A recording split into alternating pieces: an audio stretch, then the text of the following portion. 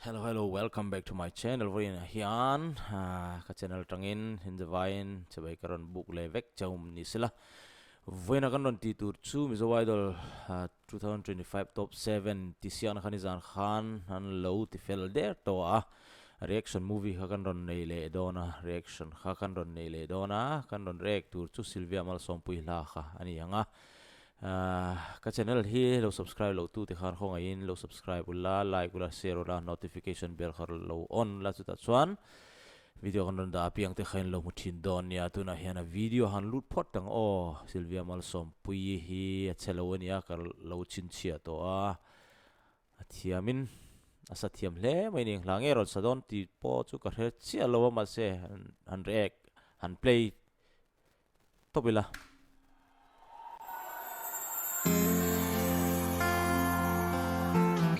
music to aron zoi dewa a zoi tur itzuan karinga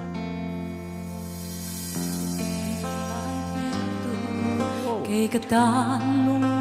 na alain masaber ka juga he dia maglo mendelola o kanin ton ni kang ilong dam sungi ang lung min dum tu hi dang sira doli Sylvia nang kathang beje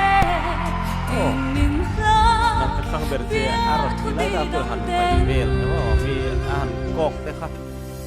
run mun len dum ratu nya len bil khabai rem don silo izun ngai loi thei kan nu le chi na na mo ani nge pop sang se nge ke riang thin la ya mangai ring chung sia lui lo nang ne kan him lai ni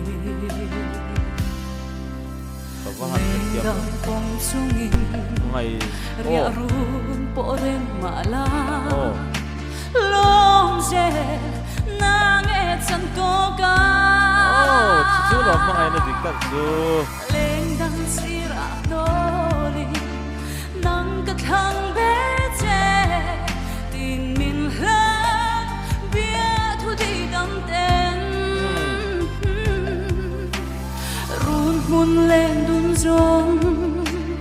rem don silo izun ngai loi thei kan nu le chi zat lai ne ma ten ka han don chi na ka tong long nang ang mangai hi